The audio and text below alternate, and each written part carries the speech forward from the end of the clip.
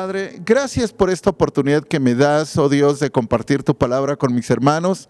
Te pido, maravilloso Dios, que esta palabra nos aliente a todos, nos alimente a todos. Que en estos momentos, oh Dios, estés con cada uno de ellos, todos aquellos que tienen hambre de tu palabra, traigas bendición para ellos. Gracias, oh Espíritu Santo, por seguirnos enseñando, seguirnos transmitiendo todas las maravillas, Dios, que están en tu palabra. Bendecimos tu nombre, en el nombre de Cristo Jesús. Amén. Amados hermanos, pues quiero hablar un poco de un hombre llamado Santiago. Este hombre fue hermano del Señor Jesús. Es el único de los hermanos del Señor Jesús, pues que nos deja un legado a través de las Escrituras, que fue Santiago. Él fue uno de los que pues realmente escribieron de las cosas maravillosas que Dios les dio. Acuérdense que la Escritura es inspirada por Dios y Dios lo usó a él para hablarnos. Y uno de los pasajes que yo quiero leer en esta hora está en Santiago 5:13. Tiene que ver pues con dos situaciones que en la vida se pueden presentar en nuestra vida. Y yo quiero que analicemos un poco estas dos situaciones. Dice, ¿está alguno entre vosotros afligido? Haga oración. ¿Está alguno alegre? Cante alabanzas. Muy bien, pues muy interesante este pasaje sobre dos condiciones en las que pudiésemos nosotros estar viviendo. Una es estar afligidos u otra estar alegres. Dos estados de ánimo para los cuales este hombre de Dios pues nos habla a través de la palabra, o nos habla Dios, porque Dios fue el que dejó esta palabra para cuando nos encontramos en una situación como la que nos deja Santiago. Bien, yo quiero, amados hermanos, platicarles un poco de la historia de la iglesia cristiana. La Escritura, hasta donde nosotros conocemos, a través del libro de los Hechos, lo que los apóstoles hicieron. Allí conocemos, bueno, pues todo lo que contiene ese libro, las maravillas que Dios fue haciendo con ellos, las vivencias, las experiencias, todo lo que se escribió, cómo se establecieron iglesias. Y después, bueno, en el Nuevo Testamento encontramos muchas cartas a esas diferentes iglesias, unas escritas por el apóstol Pablo, algunas se escribieron de manera general, lo que se conocen como universales por los apóstoles Juan, Pedro, y ahora encontramos pues también una de Santiago, que es un legado también que nosotros tenemos. Bueno, la iglesia cristiana a través de los siglos, después de que el Señor Jesús ascendió, pasó por muchas etapas. La historia cristiana, de hecho, se relata en un libro que se llama Historia de la Iglesia Cristiana, y lo relata en 6 etapas, que yo le recomendaría a usted que consiga este libro, si usted puede conseguirlo en las librerías ahora, pues a través de algunas páginas en internet los puede conseguir. Historia de la Iglesia Cristiana. Ahí encontramos 6 periodos que la iglesia cristiana sufrió o pasó después de la ascensión del Señor Jesús. Y esos 6 periodos nos hablan hasta nuestros días, cómo la palabra de Dios estuvo yendo al mundo entero, cómo los diferentes cristianos vivieron esas diferentes 6 periodos o 6 etapas a través de la historia, y qué pasó con ellos. A mí me interesa mucho. Siempre lo he leído muchas veces, lo tomo como un libro de consulta, que es un libro que nos ayuda a entender qué pasó después de que los discípulos estuvieron aquí en la tierra, cuando ellos murieron, cómo continuó la iglesia. Bueno, esta primera etapa de la iglesia cristiana se le conoció como la iglesia apostólica.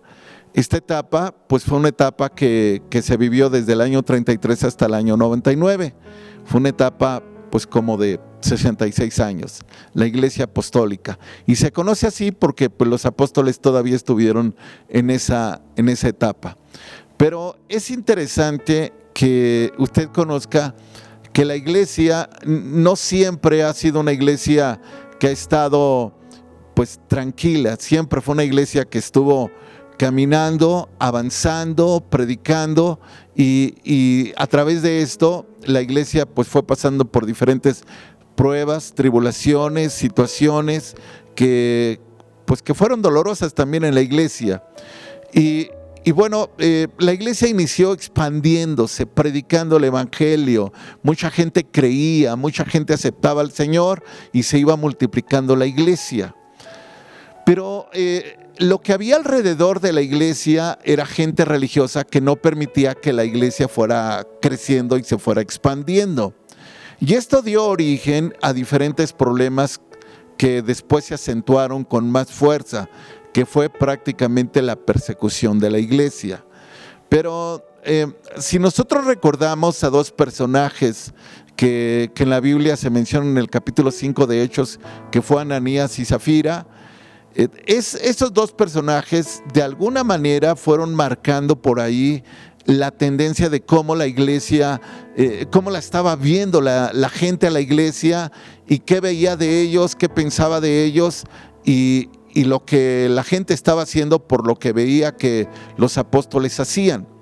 Entonces, en esta etapa, si pudiéramos leer Hechos 5 del 11 al 13, vamos a ver este tiempo en el que la iglesia estaba experimentando un gran crecimiento, la palabra se predicaba, pero también Dios iba purificando la iglesia. Por eso se llama este tema, aquí se llama la iglesia purificada. Y en este hecho, de Hechos 5 del 11 al 13 dice: vino gran temor sobre toda la iglesia y sobre todos los que oyeron estas cosas. Y por la mano de los apóstoles se hacían muchas señales y prodigios en el pueblo, y estaban todos unánimes en el pórtico de Salomón. De los demás, ninguno se atrevía a juntarse con ellos, mas el pueblo los alababa grandemente. Bueno, pues fue un hecho en el que Dios puso en evidencia una gran mentira, una falsedad de una pareja, y esto estaba haciendo que la iglesia estuviera caminando como una iglesia purificada. Pero me llama la atención el versículo 13 que dice: de los demás ninguno se atrevía a juntarse con ellos. Sin embargo, el pueblo los alababa, dice, grandemente. Entonces, mucha gente se reservaba el relacionarse con la iglesia porque tenía temor, porque sabía que las cosas que estaban haciendo mal, Dios podía ponerlas en evidencia, como había pasado con esta pareja. Y eso había causado temor en la gente, y no querían entrar en la palabra porque ellos sabían que su vida no estaba siendo acorde con la voluntad de Dios, y ellos temían morir porque esta pareja murió. Temían morir porque pues probablemente ellos tenían el plan de seguir viviendo el estilo de vida que vivían. Y este gran temor pues vino, y eso hacía que la iglesia fuera una iglesia purificada. Los creyentes que estaban en la iglesia eran los creyentes que verdaderamente amaban al Señor, los que buscaban a Dios con todo su corazón. Y después, bueno, de este evento, quien ha leído el libro de los Hechos va a encontrar un evento importante en el capítulo 7 del libro de los Hechos.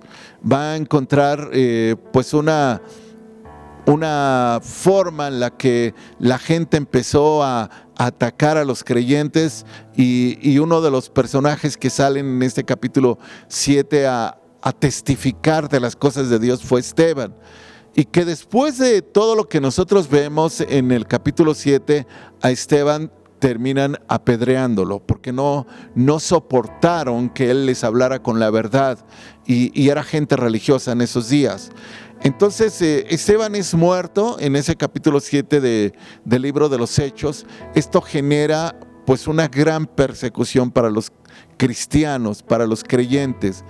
Y bueno, hay un pasaje en Hechos del 1 al 3 que podríamos leerlo también para que nos demos una idea qué estaba pasando con la iglesia después de que pues ya se quedaron los discípulos o los apóstoles ya a cargo. Saulo había sido prácticamente el que había estado alrededor de todo este tema con Esteban. Y dice el versículo 1 del capítulo 8 de Hechos: y Saulo consentía en su muerte. En aquel día hubo una gran persecución contra la iglesia que estaba en Jerusalén, y todos fueron esparcidos por las tierras de Judea y de Samaria, salvo los apóstoles. Y hombres piadosos llevaron a enterrar a Esteban e hicieron gran llanto sobre él. Y Saulo asolaba la iglesia y entrando casa por casa arrastraba a hombres y a mujeres y los entregaba en la cárcel. Esta parte que vive la iglesia cristiana, como dice el versículo 1, que se desató o hubo una gran persecución contra los creyentes. Esto, amados hermanos, generó que la iglesia fuera una iglesia purificada, porque toda la gente a la que se le había predicado el evangelio, cuando notaron que sus vidas corrían peligro, dejaron de buscar a Dios, dejaron de adorar al Dios vivo y se retractaron. Y dice que Pablo en esta persecución obligaba a los creyentes a blasfemar, a retractarse de su fe. Entonces esta gran persecución se dio en este periodo que yo les mencionaba del periodo de la iglesia apostólica. Entonces Pablo se encargó de eso. Bueno, Saulo en ese momento todavía no había sido alcanzado por el Señor, y en ese momento, como Saulo, pues se encargó de perseguir a todos los creyentes. Entonces la iglesia era una iglesia perseguida, pero por otra parte era una iglesia purificada. Y amados hermanos, que las circunstancias difíciles de la vida hacen que la iglesia se purifique. Todo lo que pueda representar muerte y dolor representa una etapa también de purificación en la iglesia. ¿Por qué? Porque mucha gente puede ser que se reafirme en su fe, o puede ser que otra tanta pues retroceda. Y entonces en el tiempo de la persecución de la iglesia, muchos optaron por mejor no ser perseguidos, mejor no sufrir, y se retractaban de su fe, y en esa fe pues ellos creyeron buscar a Dios, o en esa esperanza, pero la iglesia se iba purificando, porque solo se mantenía la gente que verdaderamente con todo su corazón buscaba y adoraba a Dios. Entonces estos fueron tiempos difíciles. En el capítulo 12 del libro de los Hechos encontramos otra historia, la muerte de Jacob en manos de Herodes. No lo vamos a leer, solo lo menciono. Jacob, el hermano de Juan, fue muerto a espada. Entonces, fueron tiempos difíciles para la iglesia. Fueron tiempos que no fueron tan fáciles. La iglesia estaba viviendo en angustia, porque esta persecución que se estaba dando, fue el primer apóstol que murió, Jacobo.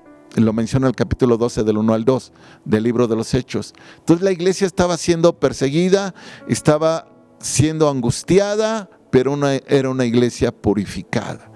Y acuérdense que Dios busca una iglesia santa y sin mancha, una iglesia que esté dispuesta a entregarle todo al Señor, una iglesia que esté dispuesta a pasar cualquier sufrimiento, cualquier situación adverso, pero que eso no lo detenga, que avance, que esté dispuesta a darle lo mejor a Dios. Y bueno, esta etapa de esta iglesia pues no fue tan sencilla.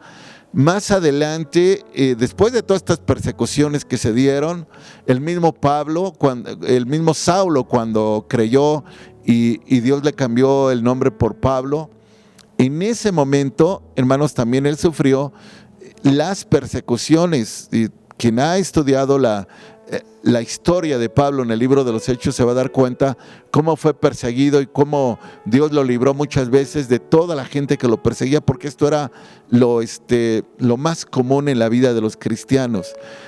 Y bueno, en el año 70 los judíos malinterpretaron una profecía sobre la liberación de Jerusalén, y los romanos se fueron contra los judíos. Los judíos pues prácticamente creyeron que Dios había entregado a los romanos en sus manos y que ellos podían liberar Jerusalén. Y entonces pues los romanos destruyeron Jerusalén en el año 70.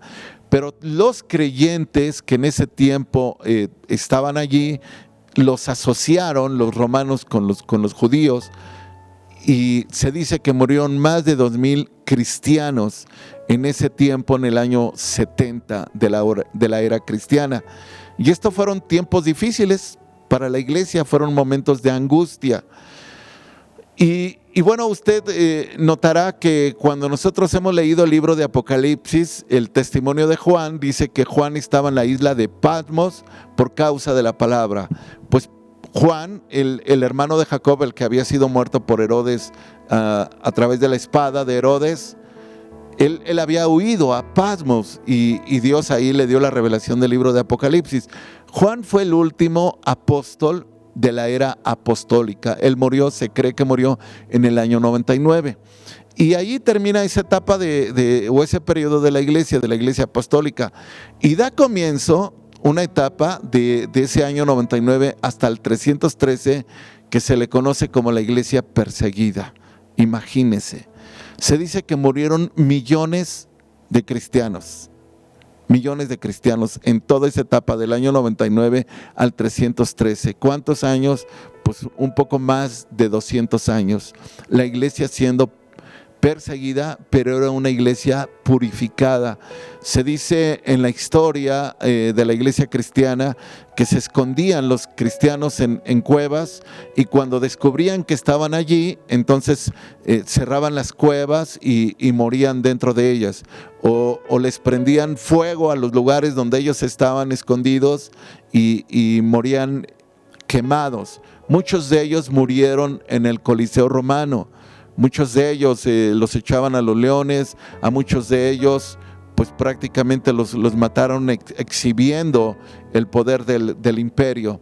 Y esto fue una etapa complicada para la iglesia, pero fue una iglesia purificada, porque verdaderamente los que buscaban en ese tiempo a Dios eran aquellos que amaban a Dios y que estaban dispuestos a morir, a esperar y a confiar en el Señor.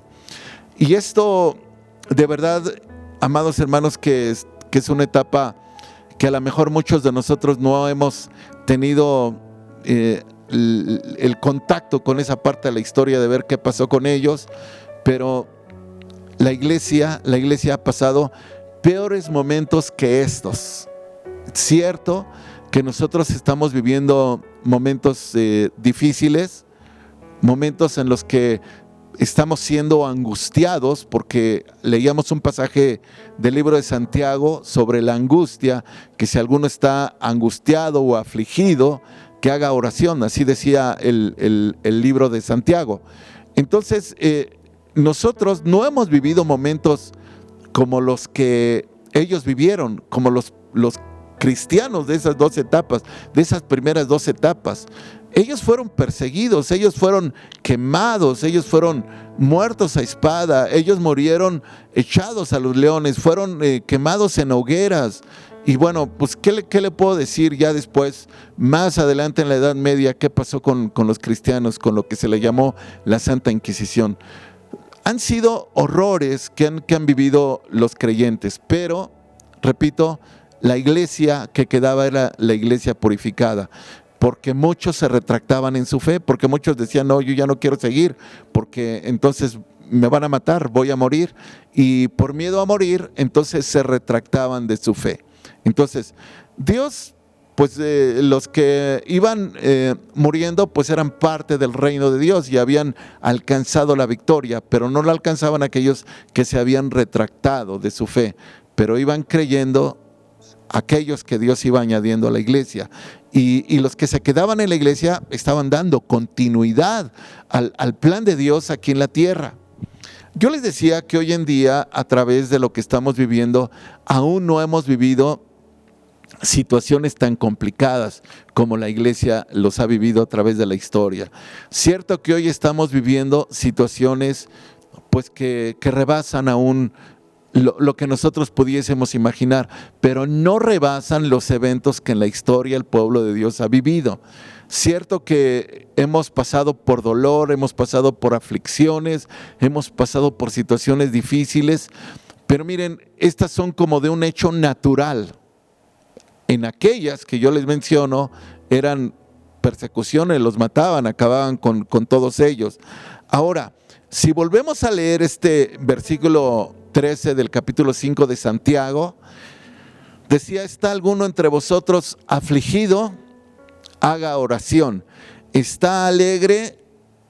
¿Alguno alegre? Cante alabanzas. Y bueno, Santiago nos presenta dos situaciones, podríamos decir, en nuestro estado de ánimo. Porque la aflicción, si nosotros encontramos la definición de aflicción, pues es abatimiento, es tristeza, es molestia, es sufrimiento, es angustia, es preocupación, es inquietud y es pesadumbre. Entonces, cuando Santiago estaba hablando de aflicción, estaba hablando prácticamente pues de todo esto que estamos mencionando: tristeza, abatimiento, molestia, sufrimiento. Y dice: si está alguno entre vosotros afligido, haga oración. Ahora, en estos momentos probablemente muchos de nosotros nos sentimos afligidos, porque hemos pasado por todo este dolor de toda esta situación que se está viviendo en el mundo entero. Pero Dios, a través del libro de Santiago, nos dice qué tenemos que hacer cuando nosotros nos encontremos en una situación así. Ahora, nosotros no tenemos que sorprendernos de todo lo que está pasando, porque el mismo Santiago, en el primer capítulo de este libro, dice que no nos sorprendamos del fuego de prueba que ha de venir sobre nosotros. Entonces, esto es algo que nosotros tenemos que entender, que es necesario que pasemos, aún por aflicciones. Es necesario entenderlo.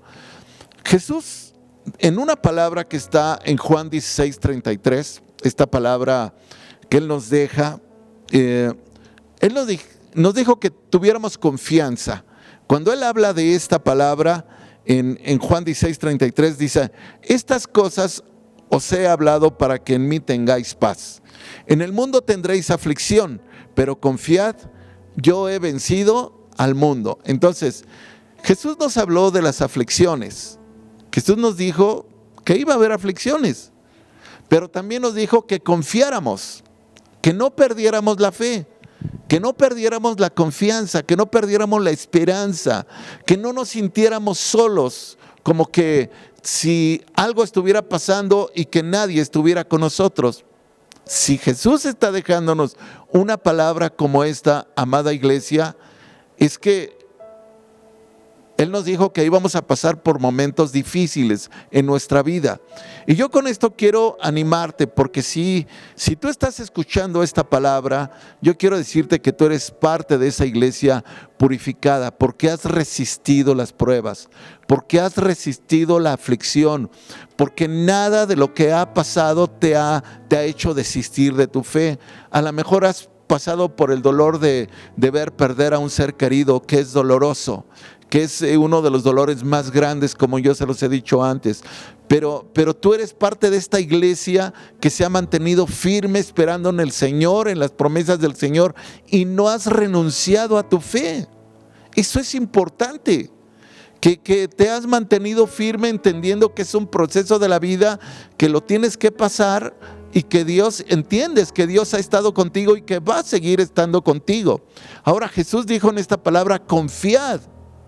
Y este es algo que no debe de pasar por alto ninguno de nosotros. Tenemos que tener esa confianza. Ahora, hay una parte de la Escritura que está en 2 de Timoteo 4, versículo 5, cuando habla de las aflicciones, lo escribió el apóstol Pablo, dice que las soportemos. Fíjese cómo lo dice, que las soportemos. Si leemos 2 de Timoteo 4, 5, dice: pero tú sé sobrio en todo, soporta las aflicciones, haz obra de evangelista, cumple tu ministerio. Me llama la atención esto: pero tú sé sobrio en todo.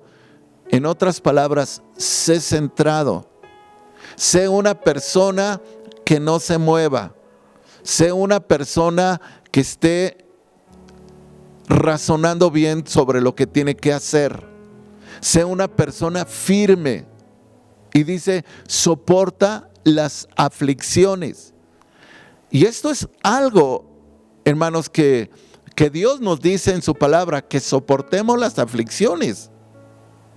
Y yo creo que si Dios dice que las soportemos es porque Dios está con nosotros y está ayudándonos en los momentos difíciles de la vida.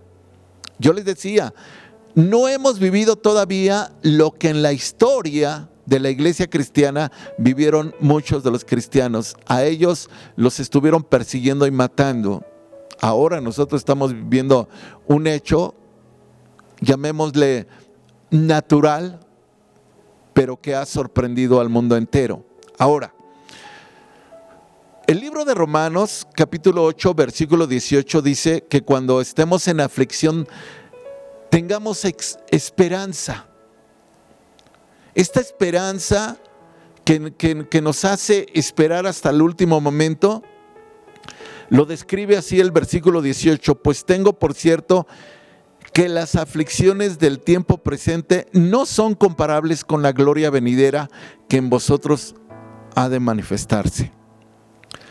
Dice, pues tengo por cierto que las aflicciones del tiempo presente no son comparables con la gloria venidera que en nosotros ha de manifestarse. No se compara en absoluto.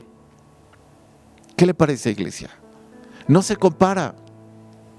No se compara el dolor, la aflicción por la que nosotros estamos pasando con lo que viene, con lo que Dios tiene preparado para nosotros. Por eso nosotros tenemos que tener esperanza, porque hay cosas mejores que estas. Hay cosas que Dios ha preparado para los que le aman, que ojo no ha visto ni oído ha escuchado, ni siquiera hemos imaginado. Son las que Dios ha preparado para los que le aman. Entonces las aflicciones, como dice este pasaje del tiempo presente, no se comparan con la gloria venidera que en nosotros ha de manifestarse. No se comparan. Lo que Dios tiene para nosotros es mucho más grande que lo que nosotros le llamamos aflicciones. Y eso es, ahí es donde la iglesia que se afirma en la palabra de Dios, que se toma de las promesas de Dios, que mantiene su fe en Dios, es una iglesia purificada, es una iglesia que no renuncia a seguir amando a Dios a pesar de las circunstancias por las que ha pasado. Es una iglesia que se mantiene firme.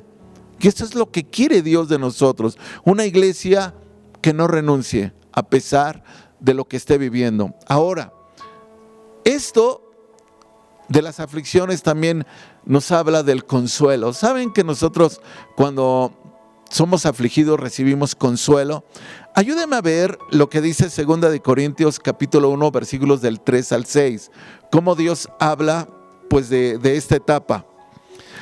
Dice, bendito sea el Dios y Padre de nuestro Señor Jesucristo, Padre de misericordias y Dios de toda consolación,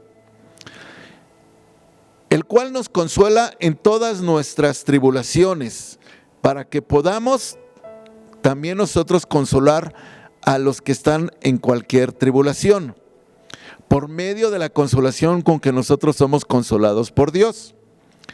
Porque de la manera que abundan en nosotros las aflicciones de Cristo, así abunda también por el mismo Cristo nuestra consolación.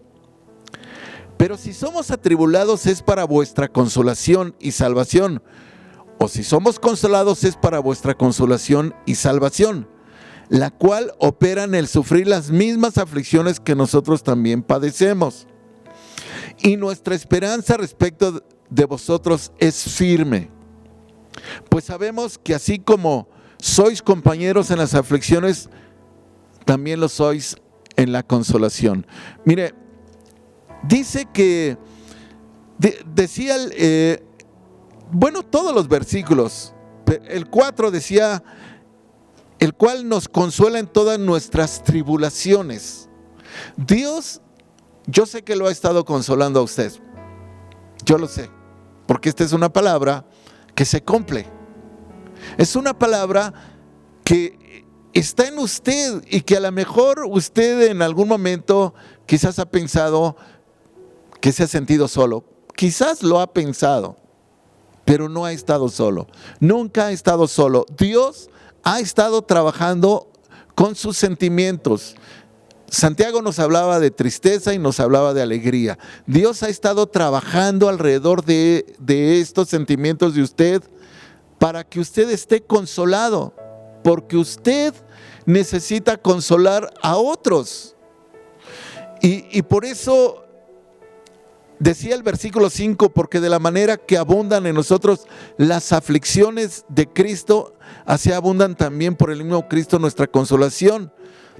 Decía el versículo 6, pero si somos atribulados es para vuestra consolación y salvación, o si somos consolados es para vuestra consolación y salvación, al cual se opera en el sufrir las mismas aflicciones que nosotros también padecemos. Dios está trabajando con nosotros. Está trabajando en nuestras aflicciones, en nuestro dolor, en nuestro sufrimiento. Está trabajando en nuestros sentimientos. Está trabajando con nuestras emociones. Está trabajando en todo lo que nos rodea, porque somos las personas que hemos permanecido en pie, que no hemos renunciado, que a pesar de todo lo que hemos vivido y hemos padecido, seguimos. No hemos dado un paso atrás. Hemos esperado en el Señor, a pesar del dolor. Y yo creo, familia, que esto es lo que hace la iglesia purificada. Yo creo que esto es lo que hace a los valientes, aquellos que han pasado por el fuego, aquellos que han pasado por las diferentes circunstancias y se mantienen en pie. Santiago, en este capítulo 5, en el versículo 13, decía que nosotros, cuando pasáramos por aflicciones, oráramos. Si usted recordará, decía, si alguno de vosotros está afligido, ¿haga qué? Oración. Esta es una forma en la que ese tiempo lo podemos pasar mejor. Muchas veces nuestra oración nos sana. Dicen que nuestro cuerpo está diseñado para atacar los virus que atacan el cuerpo, que tiene un sistema que se encarga de ello. La oración es el antídoto de la aflicción. Si nosotros estamos pasando por situaciones complicadas en nuestra vida, es un tiempo también para orar. Dios nos lleva a la oración a través de una aflicción. Y esta oración va a ser como el antídoto, va a ser como la medicina para que nosotros sanemos espiritualmente de ese dolor que estamos sintiendo, de esa soledad, de ese sufrimiento. Así es que, iglesia, yo creo que cuando Dios deja esta parte escrita de esta manera, pues lo hace para que nosotros sepamos qué hacer. ¿Y qué pasó con la iglesia? ¿Y qué pasó con nuestros hermanos? ¿Qué pasó con el pueblo de Dios? Yo les decía, muchos cuando pasan por aflicciones, entonces tienen otra perspectiva de la vida. Se van, pero los que se quedan son la iglesia purificada. La iglesia purificada es la que pasa las pruebas, la aflicción y sigue y no renuncia. Quiero que me ayude a leer un pasaje que está en el Salmo 74, 21.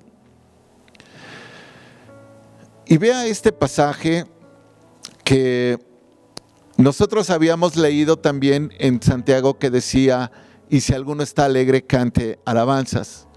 La pregunta es, ¿cómo es que podemos cantar en medio de la aflicción?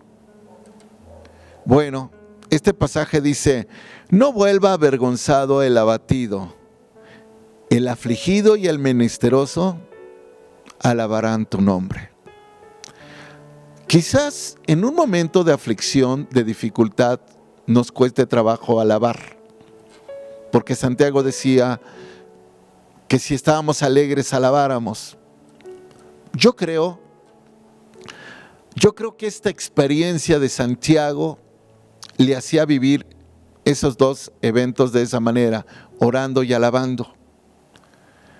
Pero si usted quiere salir más rápido de ese momento de aflicción, alabe al Señor, alábelo. Como decía este pasaje, no vuelva avergonzado el abatido, el afligido y el menesteroso. Alabarán tu nombre.